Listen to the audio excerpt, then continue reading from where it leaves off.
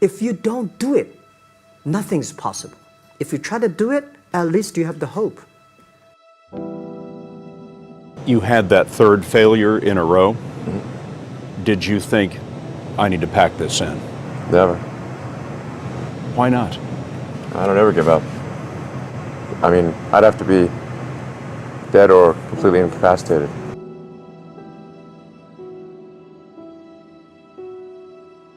So many things go wrong when you're starting a company, and often I think people ask, what mistakes should you avoid making? And my answer to that question is don't even bother trying to avoid mistakes, because you're going to make tons of mistakes, right? And the important thing is actually learning quickly from whatever mistakes you make and not giving up. Right, and I mean, there are things every single year of Facebook's existence that could have killed us or made it so that it just seemed like moving forward and making a lot of progress just seemed intractable, but you just kind of bounce back and you learn, and nothing is impossible. You just have to kind of keep running through the walls. It's hard changing your life. It was hard when just over 3 years ago, in the Penobscot building in Detroit, Michigan, where I was operating my business, and I fell on some hard times, and I was sleeping in my office. It was hard coming into the lobby, and the security said, "Excuse me, Mr. Brown, can we see you for a moment?" And I said, "Yes," and I walked up to the counter, and he gave me an envelope. And he said, "Would you mind reading it here?" And I opened the envelope, and the envelope was from management that said, "This is an office tower. It's not a hotel. Please do not sleep in your office." And I said, "Excuse me, sir." I said, "I just work long hours in creating my business. I'm an entrepreneur. And right now things are bad for me, but they're not going to be this way always. And I just asked for the opportunity to continue to operate like I'm doing. I'm not trying to make this my home." And it was hard coming through the lobby. And sometimes they would laugh. There's a guy talking about becoming successful. And look at him. He's bathing in the bathroom upstairs on the 21st floor. He sleeps on the floor. Him and 2 other dreamers up there. Look at him. It was hard, ladies and gentlemen, coming to speak to people. And I was facing financial difficulties in my own life. I was behind on my bills and my dreams, and I'm saying to them, you can live your dream. It was hard, ladies and gentlemen. It was very difficult to pick myself up each day believing that I could do it. There were times that I doubted myself. I said, "God, why is this happening to me? I'm just trying to take care of my children and my mother. I'm not trying to steal or rob from anybody. How did this have to happen to me?" It was very hard. And here's what I want to say to you. For those of you that have experienced some hardships, don't give up on your dream. No one could have convinced me by holding on, by continuing to push forward, by continuing to run toward my dream, that one day I would have my own talk show. It's a long shot, ladies and gentlemen, from Liberty City, an abandoned building on a floor, never knowing my mother or father. It's a long shot. Being here with you today in this dome in Atlanta, it's a long shot. No college training, labeled educable, mentally retarded, but I kept running toward my dream.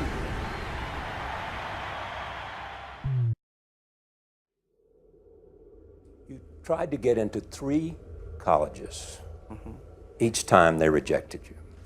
No, I tried. There's an examination that young people, if you want to go university, you have to take the examinations. So I failed 3 times. Right. But a lot of fail. I failed for funny things that I failed a key primary school test for 2 times.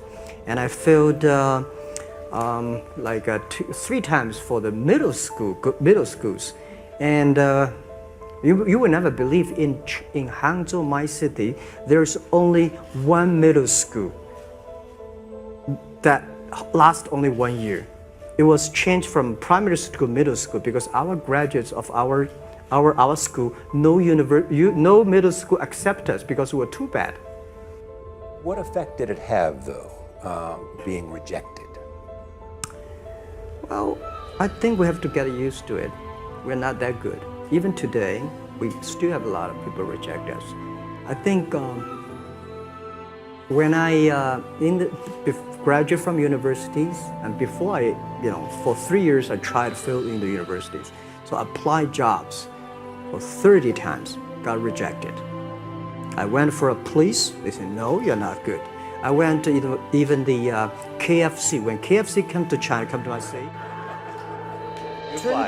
24 people went for the job. 23 people were accepted. I was the only one guy. And we went for police. 5 people, 4 of them accepted. I was the only guy that did not receive it. So to me, being turned down, rejected. Oh, by the way, I told you that I applied for Harvard for 10 times, rejected. Nothing works the first time. When you try something new, it probably won't work. When you try something new several times, it probably won't work. And the turning point in my life came when I would hear good ideas, and I was so eager to be successful in selling. I would run out and try the ideas, and they wouldn't work. I'd try a way of getting an appointment or answering an objection or closing a sale. It wouldn't work. And my natural response, and I think just to be disappointed. And then I realized nothing works, at least the first few times. So I decided I would try a new idea 5 or 10 times before I passed judgment on it. I would not just try it once and quit like most people do, and that changed my whole life. It was a turning point in my life because I realized from then on, if you've got a good idea and you've got a good goal and you want to double your income and improve the quality of your life, and you have to try new things in order to get new results, it's not going to work the first time. So you say, well, that didn't work, try something else and try something else and try something else. Now, if you try, only 2 things can happen. What are they? Succeed or fail. If you succeed, you do more of it. If you fail, you learn from it, get smarter, and try it again. So you cannot lose by taking action. You can only lose by not taking action. Practice faithful persistence. It means never, ever, ever give up. Chicken Soup for the Soul was rejected by 144 publishers. 144 publishers said, we don't want to publish a collection of short stories. The title's stupid, Chicken Soup for the Soul. What does that mean? People don't buy collections of short stories. There's never been, successful chain of doing that. So literally, we spent 14 months trying to find a publisher. And we'd go to New York with our agent, and eventually our agent gave us the book back and said, I can't sell this. So we went to the National Booksellers Association convention down in Anaheim. We went from booth to booth to booth for 3 days. And there were 4,000 publishers represented there. And we go, would you publish our book? Would you publish our book? Would you publish our book? And we got no, no, no, no, no.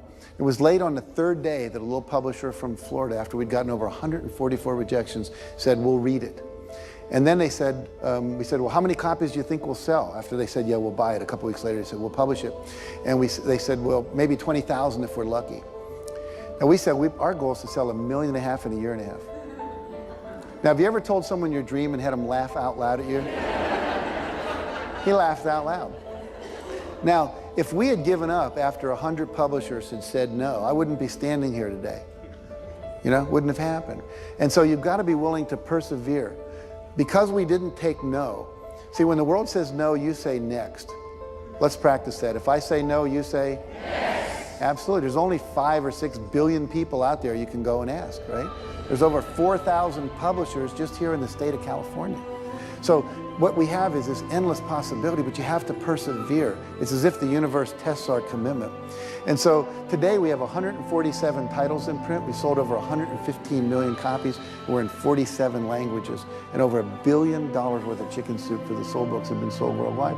So if you're willing to decide what you want, believe it's possible, consciously envision the future, feel the feelings of what it would feel like if you had achieved this goal, you can have anything, and then you take action, both obvious actions and inspired actions. You can do anything. There is no such thing as failure. Failure is an idea, because success is also a stupid idea. Success and failure is not in the volumes of money flowing into your life. Success and failure is not dependent upon the recognition that you're finding in the world. You're successful with life if you know how to walk with joy through hell. The first and foremost success is that you are not a slave to anybody's idea. Don't become a slave to somebody's idea. At least have your own idea. Every idea, every thought, every emotion, every value that you have is picked up from somewhere and it rules you from within. It rules you from within. Your religion, your society, your culture has trained you to believe that this is it.